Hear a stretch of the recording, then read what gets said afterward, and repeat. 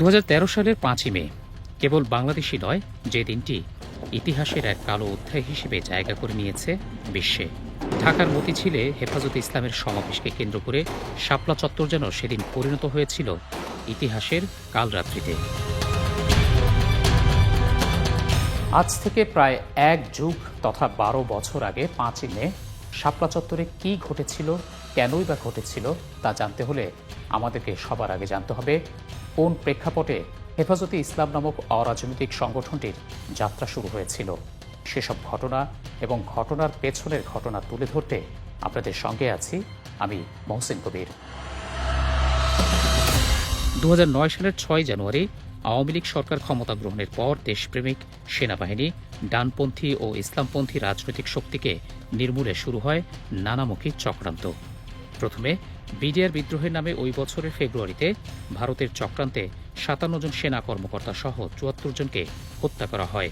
এরপর দেশের ধর্মপ্রাণ মানুষকে উস্কে দিয়ে আলেম ওলামাদেরকে নিধন করতে শুরু হয় নতুন মিশন। সন্ত্রাসের বিরুদ্ধে অনন্ত যুদ্ধের নামে যে একটা ইসলাম ফোবিয়া তৈরি হয়েছিল এবং সেই ইসলাম ফোবিয়াকে কাজে লাগিয়ে বিগত সরকার জঙ্গিবাদ দমনের নামে ব্যাপক মানবাধিকার লঙ্ঘন করেছে। শুরুতেই ইসলাম, মহান আল্লাহ ও রাসূল সাল্লাল্লাহু আলাইহি ওয়াসাল্লামকে নিয়ে কটূক্তি এবং বিদ্বেষমূলক লেখালেখির মাধ্যমে ধর্মীয় সাম্প্রদায়িকতার বিষ বাষ্প ছড়িয়ে দেয়া হয়। আর এ কাজে ব্যবহার করা হয় কিছু ব্লগারকে। মুক্ত মতের নামে মহান আল্লাহ, নবী হজরত মুহাম্মদ সাল্লাল্লাহু আলাইহি ওয়াসাল্লাম এবং ইসলামের মৌলিক নানা বিধান নিয়ে বিভিন্ন ব্লগ ও সামাজিক যোগাযোগ মাধ্যমে চলতে থাকে অশালীন ও কুরুচিপূর্ণ বিভিন্ন লেখালেখি। এসব ব্লগারদের মধ্যে অন্যতম রাজীব হায়দার, যিনি থাবা বাবা নামে ব্লগ লিখতেন। ব্লগার অভিজিৎ রায়, যিনি আকাশ মালিক ছদ্মনামে মুক্তমনা ব্লগে লিখতেন। শেখ হাসিনার নেতৃত্বাধীন আওয়ামী লীগ সরকার সে সময়ে মুখে ধর্মীয় সম্প্রীতির কথা বললেও ব্লগারদের এমন সাম্প্রদায়িক উস্কানির ব্যাপারে ছিল নিশ্চুপ। বরং উল্টো তাদের বিরুদ্ধে কেউ কথা বললে নির্যাতনের খড়গ নেমে আসত। জঙ্গি ও সন্ত্রাসী আখ্যা দিয়ে দমন করা হতো ব্লগারদের বিরোধিতাকারীদের। এমনই এক প্রেক্ষাপটে মুসলমানদের ঈমান ও আকীদা রক্ষায় 2010 সালে আত্মপ্রকাশ ঘটে হেফাজতে ইসলাম নামক একটি ধর্মীয় অরাজনৈতিক সংগঠনের। ইসলাম নিয়ে বিভিন্ন জনের বিভিন্ন ধরনের কটূক্তিমূলক এবং ইসলাম বিদ্বেষী কথাবার্তা ব্যাপকভাবে যখন চলতে শুরু করে তখনই হেফাজতে ইসলাম গঠিত হয়। প্রিয় দর্শক, ইতিহাসের যে বাস্তবতায় হেফাজতের জন্ম হয়েছিল, পরবর্তীতে সেই সংগঠনটিই হয়ে ওঠে তৎকালীন আওয়ামী লীগ তথা শেখ হাসিনা সরকারের ক্ষমতার মসনদ হারানোর ভীতির কারণ। ফলে হেফাজতকে নির্মূলের নামে দেশের আলেম ওলামাদেরকে নির্মূলে তখন নেওয়া হয় ঘৃণ্য এক পরিকল্পনা। ঘটনার গভীরে গিয়ে আমরা সেই পরিকল্পনা আপনাদের সামনে তুলে ধরতে চাই। দেশের সর্ববৃহৎ ইসলামী সংগঠন জামাতে ইসলামের শীর্ষ নেতাদের ফাঁসি দিতে গঠন করা হয় বিতর্কিত যুদ্ধাপরাধ ট্রাইব্যুনাল। কিন্তু তাতেও পুরোপুরি ভরসা পাচ্ছিল না তারা। এ কারণে জামাত নেতা কাদের মোল্লা সহ আটক সবার ফাঁসি নিশ্চিত করতে 2013 সালের ফেব্রুয়ারিতে শাহবাগে উদয় হয় গণজাগরণ মঞ্চের। এই মঞ্চের নায়ক হিসেবে নির্বাচন করা হয় ডাক্তার ইমরান এইচ সরকারকে। শুধু নামেই সরকার ছিলেন না, সে সময় তিনিই হয়ে ওঠেন সরকারের ওপরে ছায়া সরকার। রাষ্ট্রীয় নির্বাহী আদেশের মতো ইমরান এইচ সরকারের শাহবাগ থেকে দেয়া নির্দেশে তখন দেশের অনেক গুরুত্বপূর্ণ সিদ্ধান্ত বাস্তবায়িত হতো। আগামীকাল থেকে আপনারা রাজপথে থাকবেন, প্রতি পাড়ায় মহল্লায়, গ্রামে গঞ্জে, মোড়ে মোড়ে আপনারা অবস্থান নেবেন। সে ওখান থেকে শাহবাগ থেকে বলে দেয় যে আজকে পতাকা অর্ধনমিত থাকবে, সচিবালয় পর্যন্ত পতাকা অর্ধনমিত করে। স্লোগানের নামে এমন খিস্তি খেউর আর কুরুচিপূর্ণ বক্তব্যের ফাঁকে চলত বিরিয়ানির প্যাকেট বিতরণ, যাতে লোকজনকে খাবারের জন্য এদিক সেদিক ছুটতে গিয়ে জমায়েত পণ্ড না হয়। অন্যদিকে গণজাগরণ মঞ্চকে আরও শক্তিশালী এবং দেশে বিদেশে এটিকে বৈধতা দিতে ব্যবহার করা হয় গণমাধ্যমকে। গত 15 বছর যারা ক্ষমতাকে দখল করে রাখছিল তাদের মদতেই তারা এত আস্ফালন পাইছে। মূলত শাহবাগের এই মঞ্চ নাটক প্রচারে গণমাধ্যমগুলোকে এক প্রকার বাধ্য করা হয়। কেউ এর ব্যতিক্রম করলে নেমে আসত খড়গ। যেমনটি ঘটেছিল দৈনিক আমার দেশ পত্রিকার বেলায়। সে সময় গণজাগরণ মঞ্চের আসল রহস্য উন্মোচন করে পত্রিকাটি। এ কারণে 2013 সালের 11 এপ্রিল বন্ধ করে দেওয়া হয় দৈনিক আমার দেশ পত্রিকার প্রকাশনা।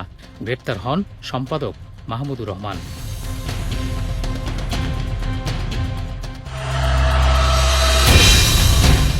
এতক্ষণ ইতিহাসের যে অংশটুকু তুলে ধরা হলো তা হয়তো আপনাদের অনেকেরই জানা। তবে প্রায় এক যুগ আগে ঘটে যাওয়া এসব ঘটনা সে সময় জন্ম নেওয়া শিশু কিংবা সেদিনের কিশোর, যারা বর্তমানে তরুণ অথবা যুবক, তাদের কাছে একেবারেই নতুন। যাদের অনেকেই শাপলা চত্বরের সেই নৃশংস অতীত এবং অন্তরালের ঘটনাগুলো সম্পর্কে জানেন না। আমরা আপনাদেরকে আরও একবার সেই অতীত স্মরণ করিয়ে দেওয়ার পাশাপাশি তরুণ প্রজন্মের কাছে তা তুলে ধরতে চাই। 2013 সালের 6 এপ্রিল রাজধানীর মতিঝিলের শাপলা চত্বরে মহাসমাবেশ থেকে ব্লগার ও ইসলাম ধর্মের অবমাননাকারীদের কঠোর শাস্তির বিধানসহ 13 দফা দাবি ঘোষণা করেন হেফাজতে ইসলামের আমির আল্লামা শাহ আহমদ শফী। দাবি মেনে নেওয়ার জন্য ওই মাসের 30 এপ্রিল পর্যন্ত সরকারকে সময় বেঁধে দেওয়া হয়, নয়তো 5 মে ঢাকা অবরোধের কর্মসূচির ঘোষণা দেন সংগঠনটির নেতারা। তবে শেষ পর্যন্ত সরকার তাদের সেই দাবি না মানায় 5ই মে পূর্বঘোষিত কর্মসূচির অংশ হিসেবে ঢাকা অবরোধ কর্মসূচি পালন করে হেফাজতে ইসলাম। ওই কর্মসূচিতে যোগ দিতে সারা দেশ থেকে লাখো মানুষের স্রোত ঢাকার দিকে ছুটতে থাকে, কিন্তু পথে পথে চলে বাধা এবং হামলা। হেফাজতে ইসলাম মূলত আলেম ওলামাদের সংগঠন হলেও 5ই মের কর্মসূচিতে দল মত নির্বিশেষে সব শ্রেণী পেশার মানুষ যোগ দেন। ঢাকার উত্তরে গাবতলী বাস টার্মিনাল, টঙ্গী এবং দক্ষিণে সায়দাবাদের কাছে পাঁচপুর ব্রিজ সহ রাজধানীকে ঘিরে 6টি প্রবেশমুখেই অবরোধ তৈরি করেছিলেন হেফাজতে ইসলামের ব্যানারে সারা দেশ থেকে আসা লাখো জনতা। সব বাধা ও হামলা উপেক্ষা করে বেলা 11:30টার দিকে ঢাকার বাইরে থেকে আসা লোকজন রাজধানীতে ঢুকে পড়ে, জমায়েত হতে থাকেন শাপলা চত্বরে। সরকার দলীয় ক্যাডাররা বঙ্গবন্ধু অ্যাভিনিউয়ে আওয়ামী লীগের কেন্দ্রীয় কার্যালয় ও পল্টন এলাকায় হেফাজত কর্মীদের ওপর সশস্ত্র হামলা চালায়। এতে দুপক্ষের মধ্যে সংঘর্ষ বেঁধে যায়। আওয়ামী লীগের নেতাকর্মীদের সঙ্গে যোগ দেয় আইন শৃঙ্খলা রক্ষা বাহিনী, কিন্তু সরকার ও গণমাধ্যম এই হামলার দায় চাপায় হেফাজতের কর্মীদের ওপর। সংঘর্ষের এক পর্যায়ে যুদ্ধক্ষেত্রে পরিণত হয় গুলিস্তান, পল্টন ও আশপাশের এলাকা। পোশাক পরিহিত পুলিশ সদস্যরা এভাবেই নির্মমভাবে পিটিয়ে হত্যা করে অনেক হেফাজত কর্মীকে।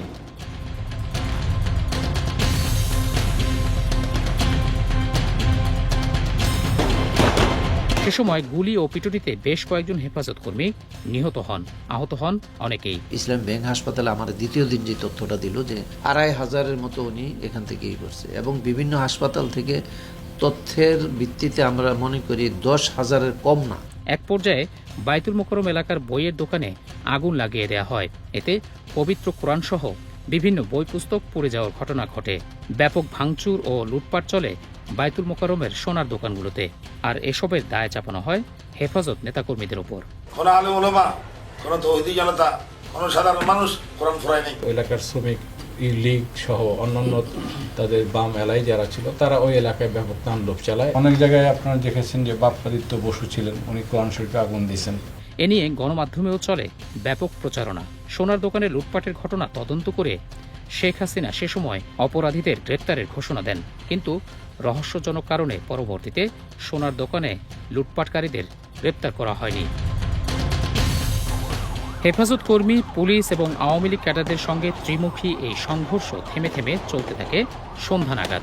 এদিকে বাইরে যখন এমন রণক্ষেত্র, তখন লালবাগ মাদ্রাসায় অবস্থানরত হেফাজতের আমির আল্লামা শাহ আহমদ শফী সহ অন্য নেতাদের অবরুদ্ধ করে রাখে আইন শৃঙ্খলা বাহিনী। শাপলা চত্বরের সমাবেশ বন্ধের জন্য চাপ দিতে থাকেন ডিএমপির তৎকালীন উপকমিশনার ও সাবেক ডিবি প্রধান হারুনুর রশিদ সহ অন্যরা, যার প্রত্যক্ষ সাক্ষী ছিলেন লালবাগ মাদ্রাসার এই শিক্ষক ও হেফাজত নেতা। সেখানে নেওয়ার জন্য খুব পিড়াপিড়ি করতেছিল আর কি। মোনাজাত করে আপনি প্রোগ্রামটা শেষ করে তাড়াতাড়ি আপনার কর্মীদেরকে চলে যেতে বলেন। শফি সাহেব বলতেছিলেন তো সেখানে লাশের পর লাশ পড়তেছে, এই পরিস্থিতিতে আমি যেতে পারি না, তোমরা আগে এগুলো বন্ধ করো। কিন্তু আহমদ শফি কর্মসূচি প্রত্যাহারে রাজি না হয় আনুমানিক 11টার দিকে তাকে জোরপূর্বক বিমানে করে চট্টগ্রামে পাঠিয়ে দেন সাবেক ডিবির প্রধান হারুন। এদিকে গণমাধ্যমে প্রচার করা হয় পুলিশ নিরাপত্তা দিয়ে আহমদ শফিকে লালবাগ মাদ্রাসা থেকে নিয়ে শাপলা চত্বরের দিকে রওনা দিলেও কিছুটা পথ গিয়ে তিনি অসুস্থ হয়ে পড়েন এবং নিরাপত্তার অভাবে তিনি চট্টগ্রামে ফিরে গেছেন। এই হারুনেই কিন্তু এখান থেকে হুজুরকে জোর করে বের করে নিয়ে গিয়ে যে প্লেনে উঠাই দিয়ে চিটাগাঙ্গে পাঠাই দিল। দিনভর পুলিশ এবং আওয়ামী লীগ ক্যাডারদের হামলায় হেফাজতের বহু নেতাকর্মী হতাহত হন। সন্ধ্যা নাগাদ অন্তত 18 থেকে 20 জন নিহত হন বলে আমাদেরকে জানান হেফাজত নেতারা। সেদিন সন্ধ্যার পর হেফাজতের সমাবেশের প্রতি একাত্মতা জানিয়ে বিএনপি চেয়ারপারসন বেগম খালেদা জিয়া এক বিবৃতিতে নেতাকর্মীদের সহায়তার নির্দেশ দেন। অন্যদিকে জামাত প্রকাশ্যে ঘোষণা না দিলেও শুরু থেকেই সক্রিয় ভূমিকা পালন করেছে। সবশেষ আল্লামা শফিকে ম্যানেজ করতে না পারা ছিল চরম ব্যর্থতা। এসব বিষয় সরকারকে দুশ্চিন্তায় ফেলে দেয়। আহমদ শফিকে পাঠিয়ে দেওয়ার পরই জরুরি বৈঠকে বসে সরকারের ঊর্ধ্বতন কর্তা ব্যক্তিরা। সেই বৈঠকে নেওয়া হয় ভয়ঙ্কর এক নৃশংস পরিকল্পনা। সিদ্ধান্ত হয় যত লাশই পড়ুক রাতের মধ্যেই শাপলা চত্বরকে সাফ করে ফেলতে হবে।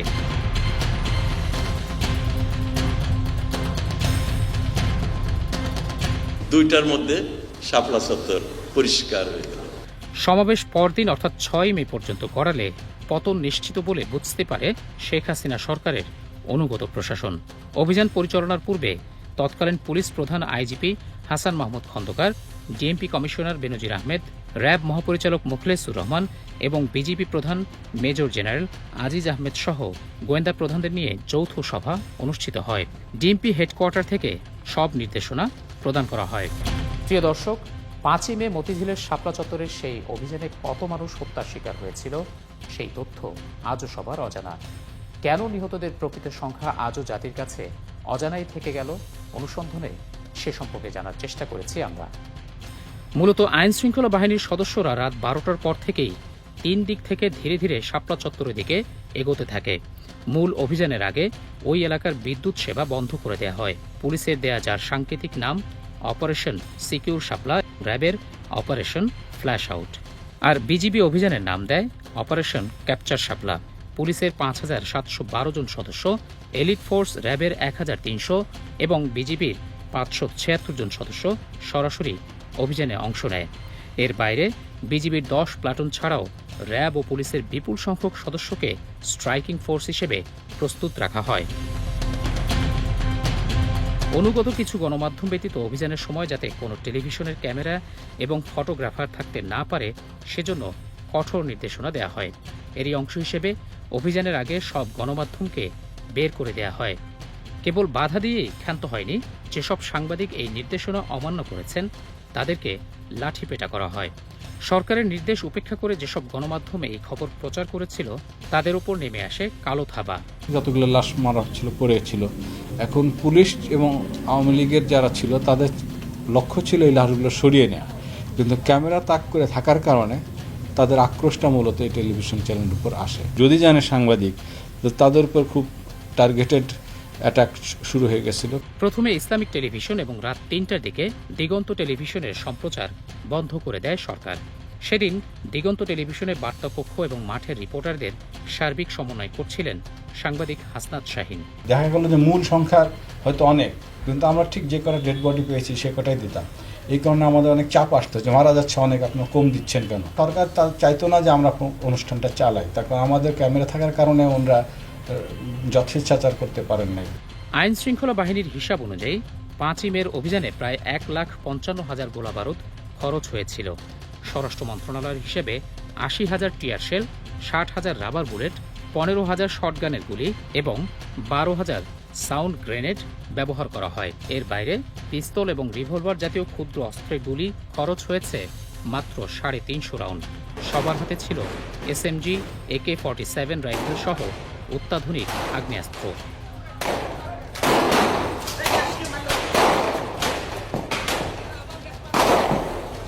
আগেই বলেছি 5 মে মতিঝিলের শাপলা চত্বরের সেই অভিযানে কত মানুষ হত্যা করা হয়েছিল সেই তথ্য আজও সবার অজানা। এ নিয়ে মানবাধিকার সংগঠন অধিকার একটি তালিকা প্রকাশ করেছে, তবে তারা বলছে এটি চূড়ান্ত নয়, এই সংখ্যা আরও অনেক বেশি হতে পারে। কিন্তু সরকারের পক্ষ থেকে বলা হয়েছিল অভিযানে কোনো মানুষ মারা যায়নি। এখানে কিন্তু হুড়োহুড়িতে কিছু লোক মারা যায়, কিন্তু এত লোককে আমরা এই ছোট্ট জায়গা থেকে বের করে দিয়েছি শান্তিপূর্ণভাবে, যে সেখানে কিন্তু এক স্ট্যাম্পিডও কেউ কিন্তু আহত নিহত হয়। ওই ঘটনায় প্রকাশিত মানবাধিকার সংগঠন অধিকারের তালিকায় অধিকাংশ মানুষই গুলিতে নিহত হওয়ার বিষয়টি উঠে এসেছে। ফলে আওয়ামী লীগ সরকারের বক্তব্য অনেক আগেই জাতির সামনে মিথ্যা প্রমাণিত হয়েছে। তবে শত শত মানুষ নিহত হওয়ার ব্যাপারে হেফাজতে ইসলামের সেই দাবি বা কতটা যৌক্তিক? শাপলা চত্বরে সেদিন ১.৫ লাখের বেশি গোলাবারুদ কি নিছকই ফাঁকা জায়গায় ছোড়া হয়েছিল? সেদিন সন্ধ্যা নাগাদ পুলিশের গুলি এবং আওয়ামী লীগের হামলায় ১৮ থেকে ২০ জন নিহত হওয়ার বিষয়টি বিভিন্ন গণমাধ্যমে প্রকাশিত হয়। ২০১৩ সালের ৫ই মে আমি স্টেজে ছিলাম। মাগরিবের পূর্বেই আমরা স্টেজের পিছনে শাপলা চত্বরে ৭টা লাশ দেখেছি। বিভিন্ন দিক থেকে যারা শহীদ হয়েছেন তাদের মধ্যে প্রায় ১৭টি লাশ শাপলা চত্বরে সারিবদ্ধভাবে রাত ২টার সময় আমার নিজের চোখে দেখা। কিন্তু রাতে আইন শৃঙ্খলা বাহিনীর সম্মিলিত অভিযানে একজনও মারা যায়নি। সরকারের এমন বক্তব্য কতটা বিশ্বাসযোগ্য, সেই প্রশ্নগুলোর উত্তর খোঁজার চেষ্টা করব আমরা। গায়ে লাল রং লাগিয়ে পড়ে আছে, যখন পুলিশ যে ডাক দিয়েছে উঠে দৌড় মারছে, দেখা গেল লাশ দৌড় মারলো। ৫ই মের ঘটনার পর জাতীয় সংসদে দাঁড়িয়ে এভাবেই উপহাস করেছিলেন তৎকালীন প্রধানমন্ত্রী ও আওয়ামী লীগ সভানেত্রী শেখ হাসিনা। এটা কোন ধরনের ইসলাম পালন করা আমি জানি না, কারণ ইসলামে তো মিথ্যা কথা বলাটা মহাপাপ। আওয়ামী লীগ যে মিথ্যা কথা বলে এবং খুব ন্যাকেডভাবে বলে, ওই দিন জাতি জেনে গেছে, বুঝে গেছে। কিন্তু ৫ ও ৬ মের ঘটনায় প্রাপ্ত ভিডিও ফুটেজে দেখা যাচ্ছে শাপলা চত্বর ছাড়াও বিভিন্ন স্থানে অনেক লাশ ছড়িয়ে ছিটিয়ে পড়েছিল। গুলিবিদ্ধ গুরুতর আহত অনেকে সে সময় জীবন বাঁচাতে খুঁড়িয়ে কিংবা অন্যদের কাঁধে ভর করে ঘটনাস্থল ত্যাগ করেন। কেউ বা আশপাশের মসজিদ ও ভবনে গুলিবিদ্ধ হয়ে কাতরাতে থাকেন।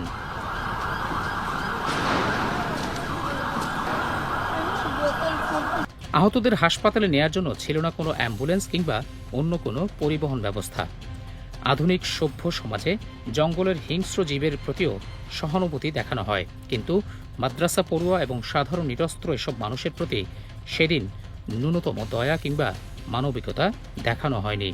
শিশু থেকে শুরু করে আহত, বিধ্বস্ত, ভীত সন্ত্রস্ত হেফাজত কর্মীরা প্রাণপণে জীবন বাঁচানোর আকুতি জানালেও রেহাই মেলেনি তাদের। আইন শৃঙ্খলা বাহিনীর নির্দেশ মতো ওই এলাকা ছেড়ে চলে যাওয়ার সময়ও নিরস্ত্র মানুষগুলোর উপর এভাবেই টার্গেট করে সরাসরি গুলি চালানো হয়। পুলিশের গুলি থেকে বাঁচতে বিভিন্ন স্থানে লুকিয়ে থাকা লোকজনকে নির্মমভাবে পেটানো কিংবা গুলি চালানো হয়। পলায়নরত মানুষগুলোর উপর চালানো হয় পৈশাচিকতা। যুদ্ধের ময়দানে আত্মসমর্পণ করা শত্রু সেনাদের যেভাবে হাত উঁচিয়ে আত্মসমর্পণ করানো হয়, ঠিক সেভাবেই নিরস্ত্র হেফাজত কর্মীদের হাত উঁচু করে পালাতে বাধ্য করা হয়।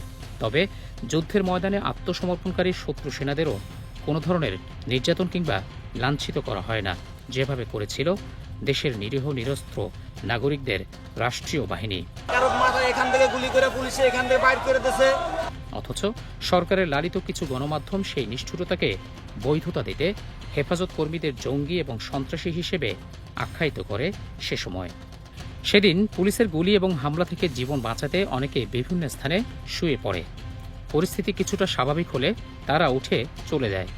এই দৃশ্য ধারণ করে অপপ্রচার চালায় সরকারের তল্পিবাহক মিডিয়াগুলো।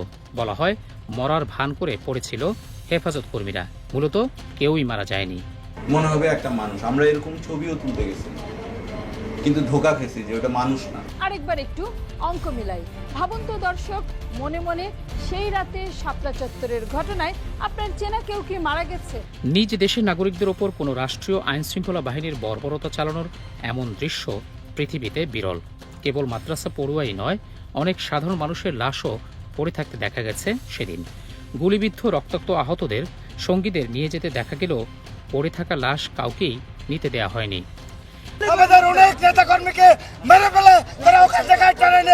কেবল রাজপথেই নয়, আশপাশের বিভিন্ন মসজিদ, ভবন এবং অলিগুলোতে ঢুকেও পলায়নপর মানুষের উপর গুলি চালানো হয়। দল বেঁধে কান ধরিয়ে বসিয়ে রাখা হয় অনেককে।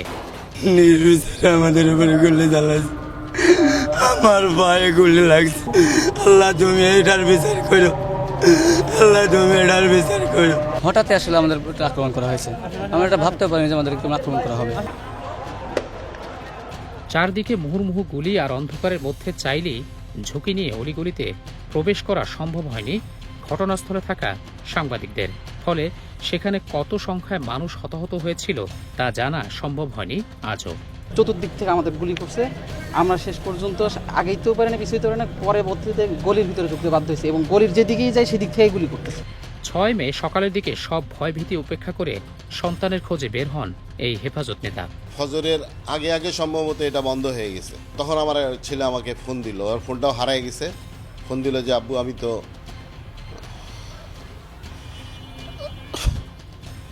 একটা জায়গায় বসছি রে, আহত হয়ে পড়ে আছি, তুমি আমাকে নিতে আসো তাড়াতাড়ি। লালবাগ মাদ্রাসায় তিনি আল্লামা শফির সঙ্গে অবস্থানের কারণে শাপলা চত্বরের রাতের কোনো চিত্র তার চোখে ধরা পড়েনি, কিন্তু সকালে সন্তানের খোঁজে বের হয়ে দেখতে পান বিভৎসতার নমুনা। আমি মোটরসাইকেল নিয়ে দ্রুত বের হয়ে গেলাম ওই অবস্থায়। তখন আজান হয়েছে বা হবে এরকম একটা পরিস্থিতি। কমলাপুরের কাছাকাছি কোনো এক মসজিদে, সেখানে আরো অনেক আহত ছিল। পাটা লম্বা করে মসজিদের বাইরে বের করে দিয়ে শুয়ে আছে, পড়ে আছে। প্রথমত গণমাধ্যমকে সরিয়ে দেয়া, দ্বিতীয়ত বিদ্যুৎ সেবা বন্ধ করে দেয়া এবং ভোরের আলো ফোটার আগেই শাপলা চত্বর ও আশপাশের এলাকায় হতাহতের রক্তের দাগ পানি দিয়ে ধুয়ে মুছে সাফ করে ফেলা, অর্থাৎ ঘটনার সব আলামত নষ্ট করে ফেলা হয় সে সময়। তবে কি ঘটনাকে ধামাচাপা দিতেই এসব পরিকল্পনা নেওয়া হয়েছিল? 5 মে শাপলা চত্বরের ঘটনায় বিচারপতি সৈয়দ আমিরুল ইসলামের নেতৃত্বে একটি গণকমিশন গঠন করা হয়। আওয়ামী লীগ সরকারের মদতপুষ্ট কথিত ওই বেসরকারি গণকমিশনের সদস্য সচিব ছিলেন ঘাতক দালা নির্মূল কমিটি ঘাদানিক নেতা শাহরিয়ার কবির। গণকমিশনের হেফাজতের তাণ্ডবের শ্বেতপত্র নামে প্রকাশিত প্রতিবেদনে নিহতের সংখ্যা 39 জন বলে উল্লেখ করা হয়। তবে নিহতদের কেউই শাপলা চত্বরের মূল অভিযানে মারা যাননি বলেও শ্বেতপত্রে উল্লেখ করা হয়। অন্যদিকে নিহতের সংখ্যা নিয়ে সরকারের মধ্যেই দ্বিধাবিভক্তি দেখা দেয়। গণকমিশনের শ্বেতপত্রেই বলা হয়, স্বরাষ্ট্র মন্ত্রণালয় তৈরি করেছিল 28 জনের তালিকা, যদিও স্বরাষ্ট্র মন্ত্রণালয় তালিকাটি কখনোই প্রকাশ করেনি। তবে বিভিন্ন সময় সরকারের কর্তা ব্যক্তিরা নিহতের সংখ্যা 11 জন বলে জানিয়েছেন। অন্যদিকে পুলিশের পক্ষ থেকে 13 জন নিহত হওয়ার দাবি করা হয়। 5 মের হত্যাকাণ্ড নিয়ে সরকারের বিভিন্ন মহল থেকে এভাবে এক এক সময় এক এক তথ্য প্রকাশ নিয়ে জনমনে বিভ্রান্তি সৃষ্টি হয়। ফলে সরকারের এসব তথ্য কোনো গ্রহণযোগ্যতা পায়নি। গত সরকারের একটা সুক্রিয়া মাহফিল করছিল, আপনারা জানেন, আমাদের স্বীকৃতি দেওয়ার কারণে।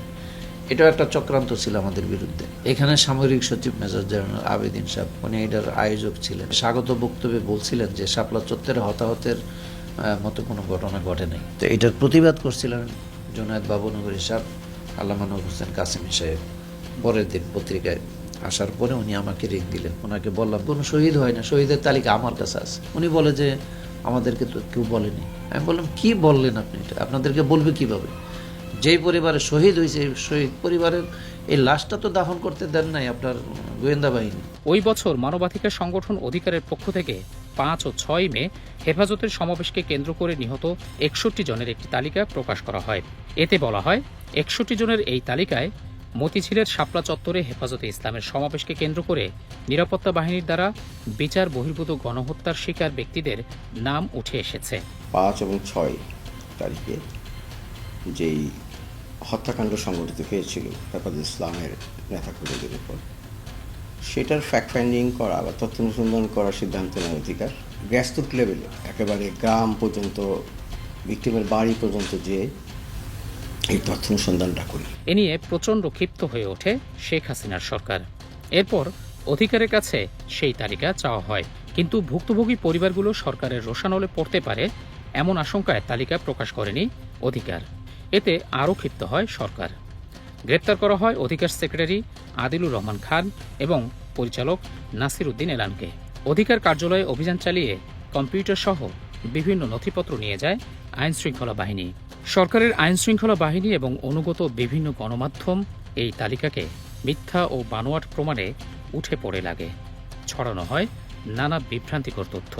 আমাদের এই তদন্ত রিপোর্ট প্রকাশের পরে যখন আমাদেরকে বলা শুরু করলো যে এতজন লোক নিহত হয়নি, আমরা মিথ্যাচার করছি, আমরা বলেছিলাম যে একজন অবসরপ্রাপ্ত বিচারপতির নেতৃত্বে একটা তদন্ত টিম গঠন করলে আমরা আমাদের 61 জনের তালিকা তাদের কাছে হস্তান্তর করব আমাদের প্রতিবেদন তাদেরকে হস্তান্তর করব, কিন্তু সরকার সেই পথে হাঁটেনি।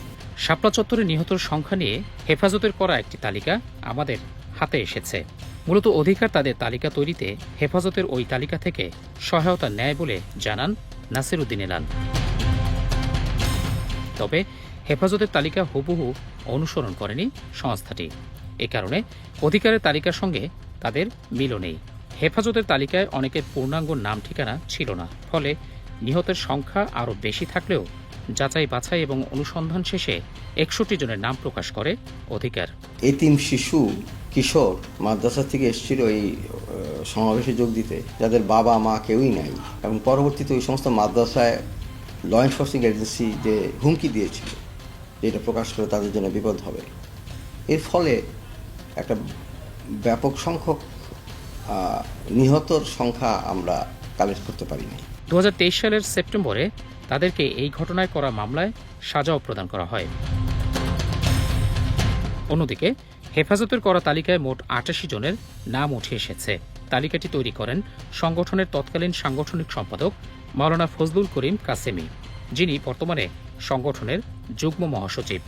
তিনি ব্যক্তি উদ্যোগে তালিকাটি তৈরি করেন বলে আমাদেরকে জানান। তালিকাটির অধিকাংশই পত্রপত্রিকা থেকে নেয়া, ফলে তালিকায় কিছু ত্রুটিও পাওয়া যায়। এর মধ্যে অন্যতম অনেকেরই পূর্ণাঙ্গ নাম ঠিকানা না থাকা। মিডিয়ার মাধ্যমে, গার্জিয়ানদের মাধ্যমে, বিভিন্ন ওয়েতে ধারাবাহিক কোনো সুশৃঙ্খল পদ্ধতিতে আমরা এগুলি করতে পারি নাই। তালিকায় যাদের নাম রয়েছে তাদের কেউ কেউ শাপলা চত্বর ছাড়াও রাজধানীর বাইরে অন্য এলাকায় নিহত হন। যদিও এত বড় একটি ঘটনায় কোনো একক ব্যক্তির পক্ষে তদন্ত করে নিহতদের তালিকা তৈরি করার বিষয়টি দুঃসাধ্য কাজ, কিন্তু শাপলা চত্বরের মতো এত বড় একটি ঘটনায় সারা দেশে হতাহতের তালিকা তৈরিতে কেন হেফাজত নেতারা উদ্যোগী হলেন না, সেই প্রশ্ন ছিল আমাদের। কমিটিটা ওই সময় তো এমন একটা পরিস্থিতি হয়ে গেছিল যে কমিটির নাম নিয়ে কেউ পরিচয় দেওয়াটা কঠিন ছিল ওই সময়। তবে যতটুকু প্রয়োজন ছিল ততটুকু আমরা পারি না, এটা তো আমাদের এটা স্বীকার করতেই হবে। কথা হচ্ছে, মাওলানা ফজলুল করিম কাসেমির একক প্রচেষ্টায় যদি তালিকা তৈরির ক্ষেত্রে এতখানি এগোনো যায়, তাহলে সবার সম্মিলিত প্রচেষ্টায় উদ্যোগ নেওয়া হলে নিশ্চয়ই এ ব্যাপারে আরও অনেক দূর এগোনো সম্ভব হতো। তাই হেফাজতে ইসলামের নেতারা যে ব্যাখ্যায় দাঁড় করান না কেন, এর ব্যর্থতার দায় তারা এড়াতে পারেন কিনা সেটাই প্রশ্ন। এদিকে যুক্তরাষ্ট্রভিত্তিক আন্তর্জাতিক মানবাধিকার সংগঠন হিউম্যান রাইটস ওয়াচ HRW 2013 সালের 1 আগস্ট একটি প্রতিবেদন প্রকাশ করে। Blood on the street, the use of excessive force during Bangladesh protest শীর্ষক প্রতিবেদন অনুযায়ী সেদিন শাপলা চত্বরে কমপক্ষে 58 জনের মৃত্যু হয়েছে বলে উল্লেখ করা হয়। এই সংখ্যা আরও অনেক বেশি হতে পারে বলে জানিয়েছে সংস্থাটি। আমাদের উপরে হঠাৎ আক্রমণ করে এবং গ্যাস, টিয়ার সেল এবং আমাদেরকে গুলি করে। বিভিন্ন মানবাধিকার সংগঠন এবং হেফাজতে ইসলামের তালিকা অনুযায়ী নিহতদের সংখ্যা 100-ও কম। আমি এখানে প্রায় 250-র মতো সংগ্রহ করছিলাম, কোনোটার বাপের নাম নাই, ঠিকানা নাই, এরকমই। কিন্তু পরবর্তীতে আদিলুর রহমান সাহেব ওনার এই তথ্যটা যখন সরকার চ্যালেঞ্জ করলো, এগুলি আস্তে আস্তে আমি কমাইছি, বারবার কাটশিট করছি, তো লাস্ট পর্যায়ে আইসা 100-র কম। এ ব্যাপারে আমাদের অনুসন্ধান বলছে, 5ই মে শাপলা চত্বরের ঘটনায় নিহত অনেক লাশ বেওয়ারিশ হিসেবে দাফন করা হয়েছিল। মূলত দেশে বেওয়ারিশ লাশ দাফনের একমাত্র প্রতিষ্ঠান আঞ্জুমান মফিদুল ইসলাম। নাম পরিচয় কিংবা স্বজনহীন মানুষের লাশগুলোর ফ্রি দাফন সেবা দিয়ে থাকে সংস্থাটি। আমার হাতে যে কাগজগুলো দেখছেন, এগুলো মূলত আঞ্জুমানে মফিদুল ইসলাম থেকে পাওয়া কিছু নথি। 9/11/2014 সালে আঞ্জুমানের তৎকালীন সহকারী পরিচালক মোহাম্মদ আব্দুল হালিম স্বাক্ষরিত এই নথিতে 2013 সালের মে মাসে অস্বাভাবিক সংখ্যায় বেওয়ারিশ লাশ দাফনের তথ্য উঠে এসেছে। সংস্থাটির কাকরাইলের কেন্দ্রীয় কার্যালয় থেকে সংগ্রহ করা এই নথিতে কি আছে, চলুন তা দেখে নেওয়া যাক। 2010 সালের জুলাই থেকে 2014 সালের অক্টোবর পর্যন্ত মোট 52 মাসের তথ্য রয়েছে এই নথিতে। ফ্রি লাশ দাফন কলামটিতে প্রতি মাসে সংস্থাটি কতগুলো বেওয়ারিশ লাশ দাফন করে তার হিসাব দেওয়া রয়েছে। এখান থেকে আমরা কেবলমাত্র 2013 সালের মে মাসের সংখ্যাটি বাদ দিয়ে যদি অন্য মাসগুলোর হিসাব করি, তাহলে দেখা যাবে বাকি 51 মাসের মধ্যে 2010 সালের জুলাই মাসে সর্বনিম্ন 50টি এবং 2012 সালের নভেম্বর মাসে সর্বোচ্চ 145টি লাশ দাফন করেছে আঞ্জুমান। আবারও বলছি, আঞ্জুমানে মুফিদুল ইসলামের এই তালিকায় থাকা 52 মাসের হিসাবের মধ্যে 2013 সালের একমাত্র মে মাসটি বাদে বাকি 51 মাসের মধ্যে একটি মাসে সর্বাধিক 145টি বেওয়ারিশ লাশ দাফন করা হয়েছিল। ব্যতিক্রম কেবল 2013 সালের মে মাসটি, যে মাসটিতে অন্য সব মাসের হিসাবকে পাল্টে দিয়ে অস্বাভাবিক যে সংখ্যা রয়েছে তা হল ওই মাসে সর্বমোট 367টি বেওয়ারিশ লাশ দাফন করা হয়েছে। অর্থাৎ কেবল মে মাস ব্যতীত বাকি যে 51 মাসের হিসাব ওই তালিকায় রয়েছে তার মধ্যে সর্বোচ্চ 145টি বেওয়ারিশ লাশ দাফনের উল্লেখ রয়েছে। এই সর্বোচ্চ সংখ্যাটি যদি আমরা মে মাসের 367 সংখ্যাটি থেকে বাদ দিই তাহলে এর বিয়োগফল দাঁড়ায় 222। অর্থাৎ ওই মাসে অতিরিক্ত 222টি লাশ দাফন করেছে আঞ্জুমান। যদি 2013 সালের শুধুমাত্র মে মাসটি বাদ দিয়ে হিসাব করি তাহলে ওই বছরের বাকি 11 মাসের গড় বেওয়ারিশ লাশের সংখ্যা দাঁড়ায় 96টির কিছু বেশি। অর্থাৎ 2013 সালে 11 মাসে গড়ে যে পরিমাণ লাশ দাফন হয়েছে মে মাসে এই গড় হিসাবের 4 গুণের কাছাকাছি বেওয়ারিশ লাশ দাফন করেছে সংস্থাটি। অন্যদিকে ওই বছরের শুধু মে মাস বাদ দিলে বাকি 11 মাসের মধ্যে অক্টোবরে সর্বোচ্চ 138টি লাশ দাফন করা হয়েছিল। সেই হিসাব ধরে অক্টোবরের 138 সংখ্যা থেকে মে মাসের 367 সংখ্যাটির বিয়োগফল হয় 229। অর্থাৎ মে মাসে অতিরিক্ত 229টি লাশ বেওয়ারিশ হিসেবে দাফন করা হয়েছিল। এর সঙ্গে হেফাজতে ইসলামের কাছে নাম পরিচয় সহ থাকা 88টি লাশের হিসাব যুক্ত করলে মোট সংখ্যা দাঁড়ায় 317। অর্থাৎ 5 ও 6 মে শাপলা চত্বরের ঘটনায় 3 শতাধিক মানুষ নিহত হয়েছেন একথা নির্দ্বিধায় বলা যায়। এর মধ্যে যদি 17টি লাশকে শাপলা চত্বরের বাইরের অন্যত্র ধরে নেই এরপরও কমপক্ষে 300 মানুষ নিহত হওয়ার বিষয়টি নিশ্চিতভাবেই ধরে নেওয়া যায়।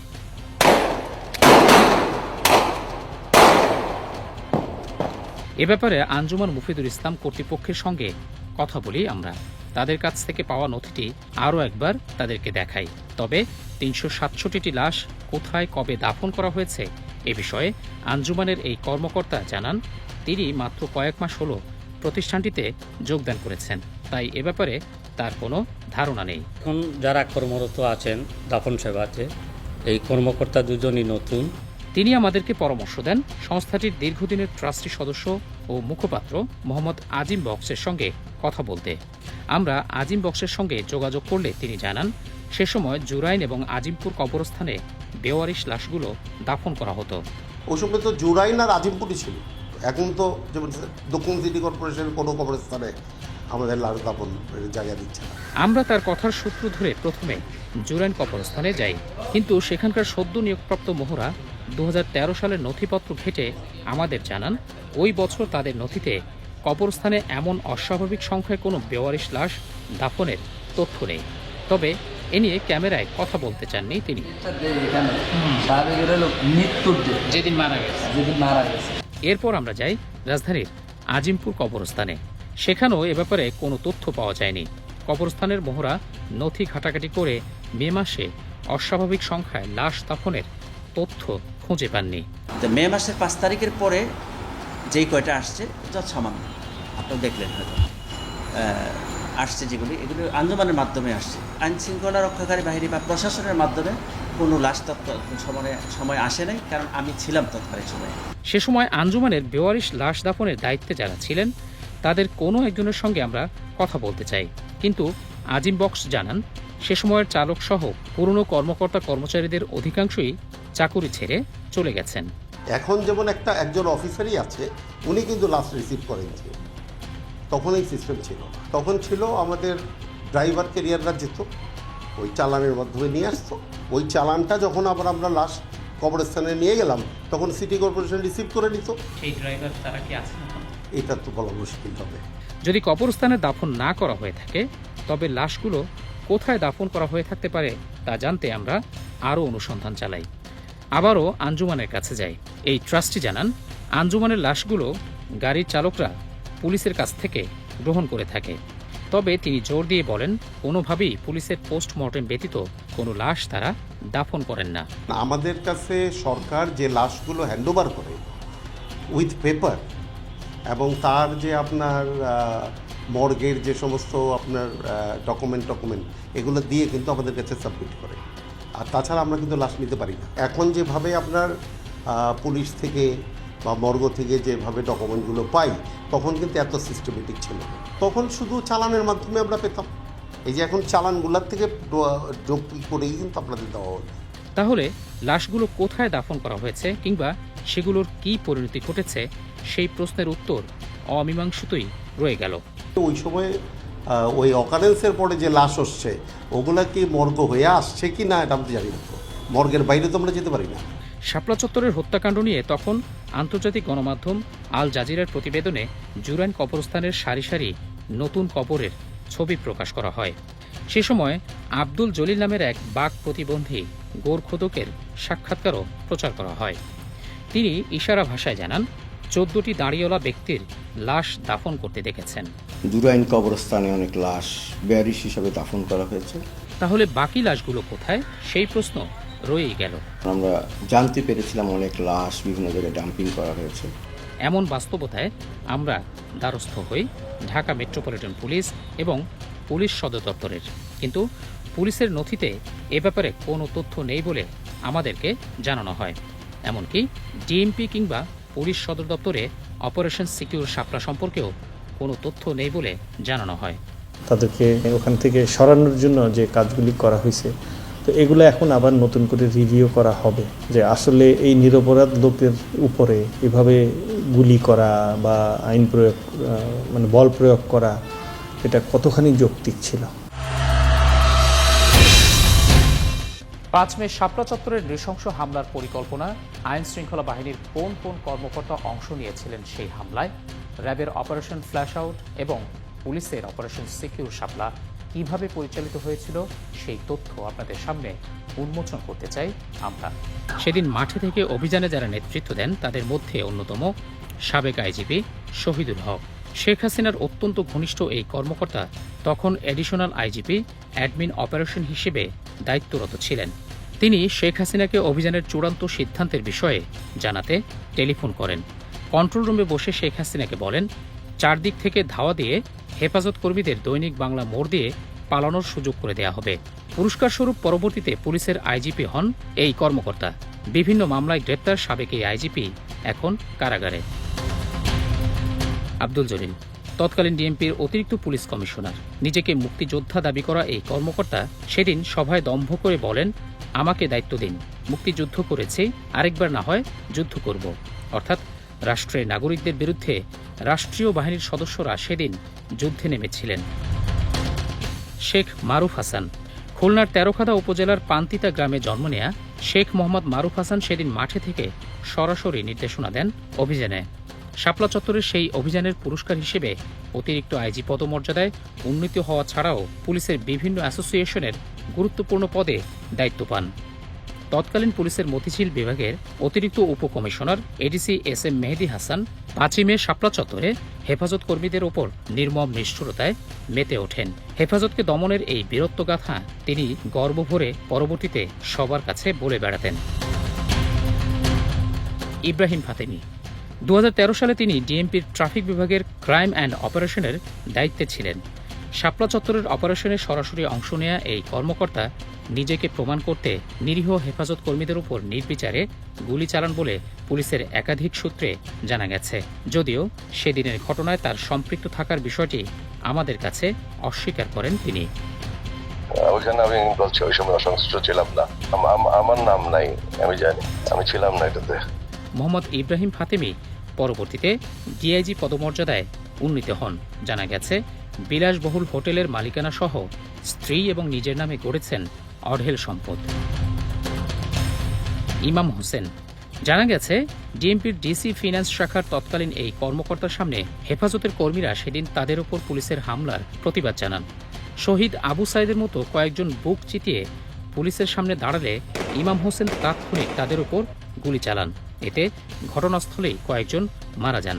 পরে তিনি গর্ব করে ঊর্ধ্বতন কর্মকর্তাদের কাছে এই ঘটনা বলেও বেড়ান। পুরস্কার হিসেবে বাগিয়ে নেন একের পর এক পদোন্নতি। পরবর্তীতে তার বিরুদ্ধে সাবেক ডিএমপি কমিশনার শফিকুল ইসলামকে ঘুষ দেওয়ার প্রস্তাবের অভিযোগ ওঠে। মোহাম্মদ আনোয়ার হোসেন বিপিএম সেবা পিপিএম বার পদকে ভূষিত পুলিশ হেডকোয়ার্টার্সের তৎকালীন উপকমিশনার আনোয়ার হোসেন, যিনি পরবর্তীতে অতিরিক্ত পুলিশ মহাপরিদর্শক হিসেবে পদোন্নতি লাভ করেন। তিনি অভিযানে মাঠে থেকে সরাসরি নেতৃত্ব দেন এবং হেফাজতের কর্মীদের উপর নৃশংসতা চালান।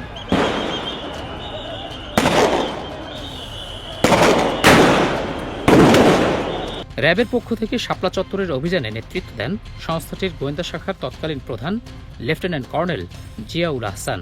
অভিযান শেষে ভোররাতের দিকে শাপলা চত্বরে উপস্থিত থেকে এভাবেই লাশগুলোকে অ্যাম্বুলেন্সে তুলতে দেখা যায় তাকে। অভিযোগ রয়েছে, সেদিন তার নেতৃত্বেই হেফাজত কর্মীদের অনেক লাশ গুম করা হয়।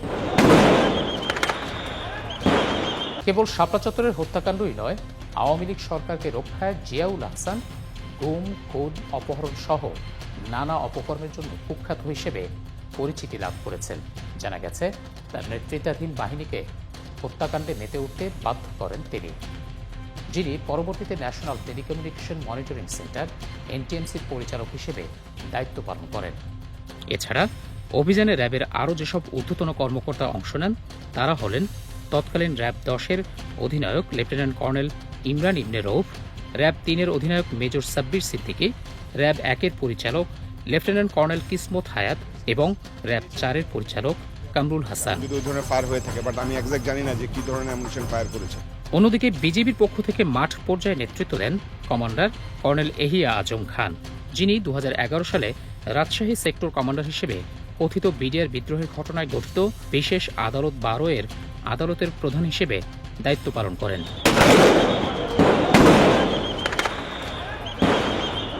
শাপলা অভিযানে আইনশৃঙ্খলা বাহিনীর আরও অনেক কর্মকর্তাই অংশ নেন। তবে আমাদের কাছে যাদের ব্যাপারে সুনির্দিষ্ট তথ্য পাওয়া গেছে, কেবল তাদের কথাই তুলে ধরা হয়েছে। সেদিনের অভিযানে যারা নেতৃত্ব দিয়েছেন এবং সরাসরি অংশ নিয়েছেন, তাদের প্রত্যেকেই পুরস্কৃত করেছিলেন শেখ হাসিনা। এর মধ্যে আইজিপি হাসান মাহমুদ খন্দকারকে মেয়াদ শেষে স্পেনের রাষ্ট্রদূত, ডিএমপি কমিশনার বেনজির আহমেদকে র্যাব মহাপরিচালক ও আইজিপি এবং বিজিবি প্রধান মেজর জেনারেল আজিজ আহমেদকে সেনা প্রধান করা হয়। শাপলা চত্বরে হেফাজতের উপর নৃশংস হত্যাযজ্ঞ চালানোর পর শুরু হয় অসংখ্য মামলা আর নানাভাবে হয়রানি। পুলিশ সদর দপ্তরের তথ্য অনুযায়ী শাপলার ঘটনায় হেফাজতে ইসলামের নেতাকর্মীদের বিরুদ্ধে কেবল ঢাকাতেই 53টি মামলা করা হয়, আর সারা দেশে এই সংখ্যা 80।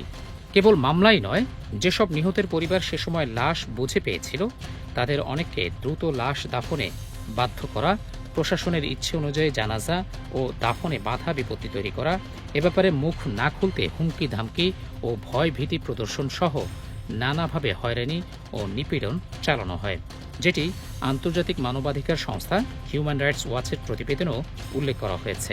যারা লাশ পায়নি তারা তাদের স্বজন যে নিখোঁজ হয়েছে সেটার জন্য একটা জিডি করা, সেটা প্রশ্নই ওঠে না। তাহলে সেই পরিবারের পর একটা নির্যাতন, নিপীড়ন নেমে আসতো। যারা ইসলামিস্ট একটা কমিউনিটিকে নিশ্চিহ্ন করার জন্য যেই অপারেশন চালানো হয়েছিল, এটা গণহত্যার মধ্যেই পড়ে। মাত্র 2-3 ঘন্টার ব্যবধানে একসঙ্গে এত মানুষের হত্যার ঘটনা পাক হানাদার বাহিনীর সেই 25শে মার্চের কাল রাতের কথাই মনে করিয়ে দেয়। এদিকে হেফাজতের বিরুদ্ধে করা মামলাগুলো দীর্ঘ প্রায় 1 যুগ ধরে চলমান। আওয়ামী লীগ সরকারের সময় করা এসব মামলার কোনোটিরই চূড়ান্ত প্রতিবেদন জমা দেয়া হয়নি। তবে বিভিন্ন ইস্যুতে হেফাজত নেতারা মাথাচাড়া দিয়ে উঠলে এসব মামলাকে তখন হাতিয়ার হিসেবে ব্যবহার করত সরকার। এই ঘটনায় যে মামলাগুলি আছে, সে মামলাগুলি এখনও ওভাবেই পেন্ডিং অবস্থায় আছে। আমার ধারণা, এটা ব্যক্তিগত, এটা হয়তো বা ধরেন এটাই হয়তো একটা হাতিয়ার হিসেবে তাদের বিরুদ্ধে হয়তো ব্যবহার করা বা এই ধরনের একটা চিন্তাভাবনা থেকে থাকতে পারে। আর না হলে কেন এতদিন এই মামলাগুলা পেন্ডিং থাকবে? 2013 সালের 5 মে শাপলা চত্বরে গুলি করে হত্যা করা হয় বুয়েটের তৎকালীন শিক্ষার্থী রেহান আহসানকে। অধিকারের তালিকায় 37 নম্বরে থাকা বুয়েটের কম্পিউটার বিজ্ঞান বিভাগের মেধাবী এই শিক্ষার্থীর নাম হেফাজতের তালিকায় নেই। স্বজনরা রেহানের নিহত হওয়ার খবর পেয়ে তার মৃতদেহ খুঁজতে গিয়ে পরদিন ঢাকা মেডিকেল কলেজ হাসপাতালে পায়, কিন্তু হাসপাতালে পাওয়া লাশের ময়না তদন্তের রিপোর্ট চাইলেও দেয়া হয়নি পরিবারকে। একটা ন্যায় সংগত প্রতিবাদী অংশ নেওয়াটাই আমার রেহানের জন্য কাল হয়ে যাবে। আমরা রেহানের পোস্টমর্টম রিপোর্টটা পর্যন্ত পাইনি। প্রথম দিকে ওরা লাশও ছাড়তে চাচ্ছিল না। আমাদের ফ্যামিলি মেম্বাররা কেউ আর্মিতে আছেন, সেই ইয়াতে হয়তো বা সেই জিম্মায় ওনারা ছেড়েছেন, তাছাড়া হয়তো লাশও আমরা পেতাম না। এমনকি বুয়েটে রেহানের জানাজা করতে চাইলে তার অনুমতি দেয়নি প্রশাসন। পরে তাকে নওগাঁ শহরের মধ্যপাড়া মহল্লায় নিজ বাড়িতে দাফন করা হয়। সন্তান হারানোর শোক সইতে না পেরে কিছুদিনের মাথায় মারা যান রেহানের বাবা AKM মামুন আহসান। রেহানের এমন মৃত্যু তিনি কোনো মতেই মেনে নিতে পারেননি, তাই ভিতরে ভিতরে অমানবিক যন্ত্রণা, বাবার ঘাড়ে সন্তানের লাশ তিনি নিতে পারছিলেন না। পরের বছর হার্ট অ্যাটাকে তিনি মারা যান। আমাদের বেঁচে থাকার পরিধিটা আরো সংকুচিত হয়ে গেল। আমার বাবা একসময় ছাত্র রাজনীতি করতেন, ছাত্রমন্ত্রীতে ছিলেন রাজশাহী বিশ্ববিদ্যালয়ে। ভাইয়া মারা যাওয়ার পর আব্বু প্রথমে যেটা করেছেন সেটা হচ্ছে সমস্ত রাজনৈতিক কার্যকলাপ থেকে নিজেকে একদম গুটিয়ে নিয়েছিলেন, এবং তিনি মারা যাওয়ার আগ মোমেন্ট পর্যন্ত হয়তো বিচারই চেয়ে গিয়েছে। কোনো সরকার, পুলিশ, র্যাব, রাজনৈতিক দলের কোনো অধিকার নাই সন্তান হত্যা করা। আমি বারবার একটা কথা বলবো, সন্তান হত্যা করার কোনো অধিকার আপনাদের নাই। 5 আগস্ট আওয়ামী লীগ সরকারের পতনের পর নভেম্বরে রেহান হত্যার ঘটনায় তার মা ইরফা তারা আন্তর্জাতিক অপরাধ ট্রাইব্যুনালে অভিযোগ দায়ের করেন। তুখোর মেধাবী একমাত্র ভাইকে হারানোর শোক আজও তাড়িয়ে বেড়ায় তার বোনকে। আমাকে ট্যাগিং দেওয়া হয়েছে জঙ্গি বোন। আমি সরকার থেকে করা নিষেধ ছিল যেন কেউ আমাদের সাথে কোনো যোগাযোগ না করে। আমি সন্তানের মৃত্যুর কারণ বলতে পারি নাই, শুধু নিকট আত্মীয় ছাড়া কেউ জানতো না। আমরা ছিলাম মৃত পরিবার। আমি আমার সন্তান হত্যার ন্যায় বিচার চাই দোষীদের শাস্তি। সেদিন শাপলা চত্বরে নিহত হন যশোর থেকে আসা হাফেজ মোহাম্মদ মোজাম্মেল হক নান্নু। অধিকারের তালিকার 19 নম্বর এবং হেফাজতের তালিকায় 55 নম্বরে থাকা যশোরের খড়কি ইউনিয়নের নান্নু পুলিশের গুলিতে নিহত হন। জামাত নেতা মাওলানা দেলোয়ার হোসেন সাঈদীর বিরুদ্ধে আওয়ামী লীগ সরকারের করা একটি মামলায় তার পক্ষের সাক্ষী ছিলেন নান্নু। এ কারণে গোয়েন্দারা আগে থেকেই তাকে অনুসরণ করছিল। এক পর্যায়ে নান্নুকে পেয়ে পুলিশ প্রথমে পিটিয়ে তার 2 পা ভেঙে দেয়, এরপর তাকে গুলি করে ফেলে যায়। রাস্তার পাড়ি দিয়ে অন্ধকার সময় হচ্ছে আব্বুরা হেঁটে যাচ্ছিল দুজন কথা বলতে বলতে, সেই সময় আব্বুকে অ্যাটাক করে এবং যে মারছিল, যে দারোগা, উনি আব্বুর মোবাইলটাও উঠাই নিয়ে গেছে সেই সময়। আমার আব্বুকে যখন গুলি করেছিল বারংবারই বলছিল যে তোকে আমরা অনেক সময় ধরে ফলো করছি, তুই হচ্ছে আল্লামা সাঈদীর সাক্ষী, তোকে দুনিয়া থেকে সরাই দিব। এখানে বুকের এখানে তাও ঠেকায় গুলি করা হয়েছে। ঘটনাস্থল থেকে এক ব্যক্তি তাকে উদ্ধার করে ইসলামী ব্যাংক হাসপাতালে নিয়ে যায়, কিন্তু শাপলা চত্বরে আহতদের কেউ যাতে চিকিৎসা নিতে না পারে সেজন্য হাসপাতালে হামলা চালায় পুলিশ। আহত অনেককে গ্রেপ্তার করা হয়। রাস্তা দিয়ে যাচ্ছিল একটা ছেলে, দেখে মানে সবাই ওনাকে ঘিরে আছে, সাইকেল ফেলায় রেখে ওনাকে ঘাড়ে করে নিয়ে দৌড়ায় যাচ্ছিল, তখন ওনাকে পেছন থেকে গুলি করা শুরু করে। উনি দৌড়ায় যে একটা সিএনজির ভিতরে ঢোকে, সিএনজি থেকে ওনাকে নামায় মানে ওখানে আগুন ধরায় দেওয়া হয়। তো যাই হোক, উনি অনেক বাধা পেরিয়ে আব্বুকে ইসলামিক হসপিটালে প্রথমে তোলে। পুলিশি হয়রানির কারণে সেদিন কোনো হাসপাতালে নান্নুকে চিকিৎসা দিতে রাজি হয়নি। পরদিন 6 মে তাকে একটি বেসরকারি হাসপাতালে অতি গোপনে ভর্তি করা হয়। প্রায় 19 ঘন্টা পর তার চিকিৎসা শুরু হয়। দীর্ঘ রক্তক্ষরণের কারণে নান্নু অজ্ঞান হয়ে পড়েছিলেন ঘন্টার পর ঘন্টা। বায়োডেমে গেছে, ইবনেসিনায় গেছে, কেউ ভর্তি রাখতে চায়নি। সঠিক টাইমে ট্রিটমেন্ট না দেওয়ার কারণে ওখানে ইনফেকশন হয়ে যায়। পিতার গুলিবিদ্ধ হওয়ার খবর পেয়ে যশোর থেকে ঢাকার উদ্দেশ্যে রওনা হন নান্নুর 2 মেয়ে, কিন্তু হেফাজত কর্মীর সন্তান হওয়ায় সেদিন যাত্রী হিসেবে পুলিশি হয়রানির ভয়ে তাদেরকে নিতে অস্বীকৃতি জানান পরিবহন শ্রমিকরা। আমাদেরকে কেউ গাড়িতে নিবেও না। যখন শুনছে যে আমার আব্বু আহত হয়েছে, ফেরি ছেড়ে চলে আসতেছে, এরকম সময় একটা লোকের খুব মায়া হয়। উন্নত চিকিৎসার জন্য পাশের আরেকটি প্রাইভেট হাসপাতালে ভর্তি করা হয় হাফেজ নান্নুকে। এক পর্যায়ে সরকারের গোয়েন্দা বাহিনী টের পেয়ে যায়। এ কারণে 11 মে তাকে ঢাকার হাসপাতাল থেকে যশোরে নিয়ে যাওয়ার সিদ্ধান্ত নেয় পরিবার, কিন্তু পুলিশের ধাওয়ার মাঝে পথেই মারা যান মোজাম্মেল হক নান্নু। এমন বাস্তবতায় পিতার মৃত্যুতে সন্তানদের জন্য শোক প্রকাশে কান্না করাও ছিল বারণ। এটা হচ্ছে ধামরাইলের ভিতরে এই সময়টা আর কি আপু মারা গেছে। আপু মারা যাওয়ার মানে 5 মিনিট হবে, 5 মিনিটের ভিতরে আমাদের সামনে একটা পুলিশের গাড়ি, পিছনে একটা পুলিশের গাড়ি ধাওয়া শুরু করছে। মানে এটা ঢাকা থেকেই আর কি ওরা ফলো করতে করতে যাচ্ছে আমাদের সাথে। কানতেও পারছি না ভয়ে, যে আমার আব্বুর এই পরিস্থিতি। পথে পথে পুলিশের ধাওয়া সত্ত্বেও অ্যাম্বুলেন্স চালকের সাহসিকতা এবং ভাগ্য সহায়ক হয় পিতার লাশ নিয়ে রাতে যশোরে পৌঁছে সন্তান ও স্বজনরা। কিন্তু সেখানে তাদের জন্য অপেক্ষা করছিল আরো ভয়ঙ্কর এক পরিস্থিতি। পুরো যশোর আমাদের বাড়ির এরিয়া, পুরো এলাকা পুলিশ আর পুলিশ ছিল। এত পুলিশ, মানুষের কোনো অস্তিত্ব নাই ওখানে। তখনকার যিনি এসপি সাহেব উনি বললেন যে অনেক কিছু ইনভেস্টিগেশনের ব্যাপার আছে, আমরা লাশটা নিয়ে যেতে চাচ্ছি। নান্নুর লাশ কেন পুলিশ বারবার ছিনিয়ে নিতে চাইছিল সেটি ছিল সবচেয়ে বড় প্রশ্ন। আমাকে দাবি করা হয়েছিল যে 1 লক্ষ টাকা দেওয়া হবে, তুমি শুধু বলবা যে উনি অ্যাক্সিডেন্ট করে মারা গেছে, তিনি যে হেফাজতে জয়েন করে মারা গেছে এটা তোমরা বলো না, মুখটা বন্ধ করে দাও। তখন আমি বললাম যে আমার আব্বু তো ইসলামের জন্য মারা গেছে, জীবন দিছে, আমি কেন বলবো যে আমার আব্বু অ্যাক্সিডেন্ট করছে, আমি এটা বলতে পারবো না। তারপর থেকেই প্রশাসনিক চাপটা বেড়ে গেছে। প্রশাসনের বাধা বিপত্তি উপেক্ষা করে নান্নুর লাশ দাফন সম্পন্ন হলেও এর পরের পরিস্থিতির জন্য মোটেই প্রস্তুত ছিলেন না সুমাইয়া। সেদিন গণমাধ্যমের সাক্ষাৎকার দেয়াই তার জন্য কাল হয়ে দাঁড়ায়। 2 জন সাংবাদিক আসে, বলছে যে আমরা তো কোনো দলীয় না, জাস্ট আপনার আব্বু এভাবে মারা গেল, আমরা এই বিষয়টা নিয়ে একটু কথা বলতে চাই। আমার কথাটা এতটুকুই ছিল যে এই যে সরকারের আমলে আমার বাবাকে এভাবে নৃশংসভাবে মারা হয়েছে, আমি এই সরকারের পতন চাই। এরকম সময় বিভিন্ন সাইড থেকে আপনার পুলিশের গাড়ির হর্ন, আমাদের বাড়িটা ঘিরে ফেলা হলো। সে সময়কার তরুণী সুমাইয়াকে পুলিশি হয়রানি ও গ্রেপ্তারের ভয়ে প্রায় 3 বছর ফেরারি আসামির মতো বিভিন্ন স্থানে পালিয়ে বেড়াতে হয়। এই 3 বছরে তিনি নিজ বাড়িতে ফিরতে পারেননি। এরপর থেকে পুরোটাই ফেরারি হয়ে গেছি, মানে কোনো একটা সময় বসে থাকতে পারিনি, মানে হুলিয়া যাকে বলে। মানে আমি যশোরে ঢুকলে জানাজানি হয়ে যেত যে আমি যশোরে আসছি। নান্নুর মৃত্যুতে বিধবা হন তার স্ত্রী, এতিম হয়ে পড়ে সন্তানরা। স্বামীর স্মৃতি আজও বয়ে বেড়াচ্ছেন শাহনাজ বেগম। সন্তানদের নিয়ে অসহায় শাহনাজ বেগম আর্থিক অনটনে পড়ে স্বামীর ভিটেমাটিও হারিয়েছেন। তাই অনিশ্চিত এক ভবিষ্যৎ এখন তার সামনে। এর সুষ্ঠু বিচার চাই।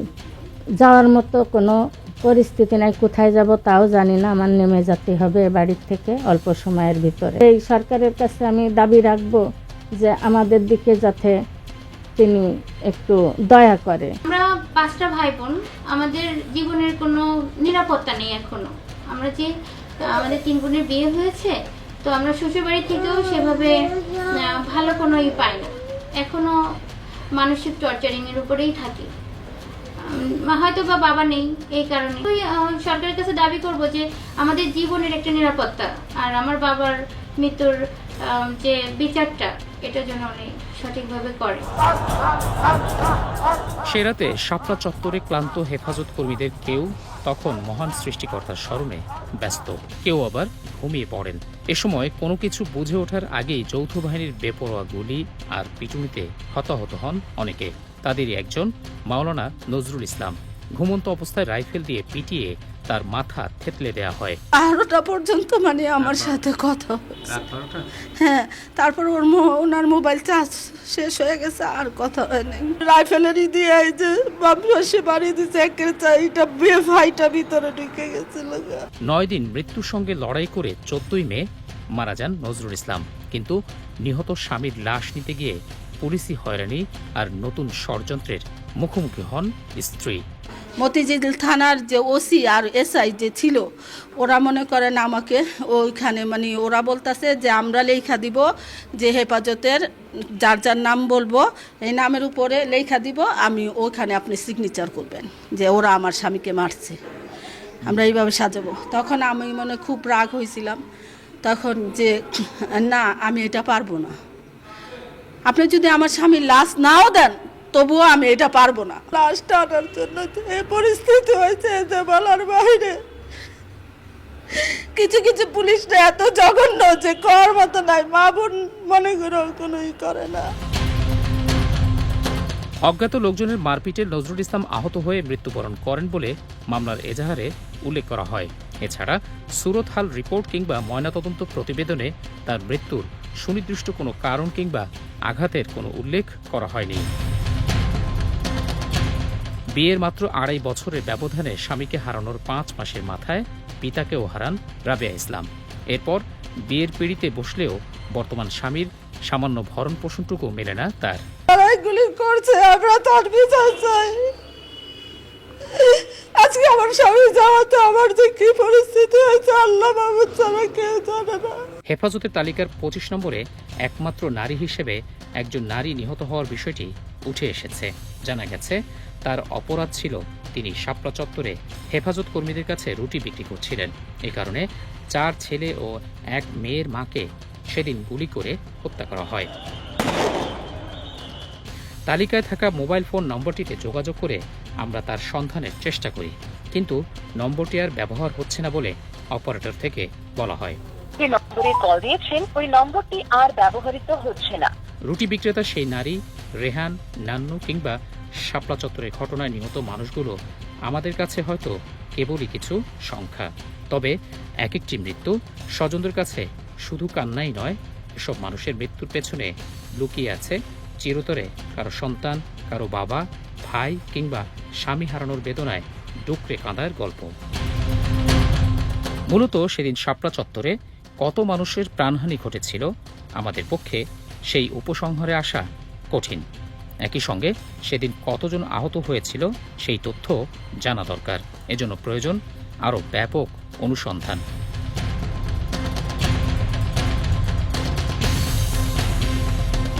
ভুক্তভোগী পরিবার হয়তো তাদের স্বজনদের আর ফিরে পাবেন না, তবে শাপলা চত্বরে ঘটে যাওয়া ইতিহাসের সেই বিচার বহির্ভূত প্রতিটি হত্যার বিচারের দায়ভার রাষ্ট্রের। এ ধরনের ঘটনার পুনরাবৃত্তি এড়াতে যথাযথ তদন্ত করে সরকার ন্যায় বিচার নিশ্চিত করার মাধ্যমে ইতিহাসের কলঙ্ক মোচন করবে, এমনটাই প্রত্যাশা ভুক্তভোগী এবং আমাদেরও। সেই প্রত্যাশায় আজ এ পর্যন্তই। ভালো থাকুন, সুস্থ থাকুন, নিরাপদে থাকুন।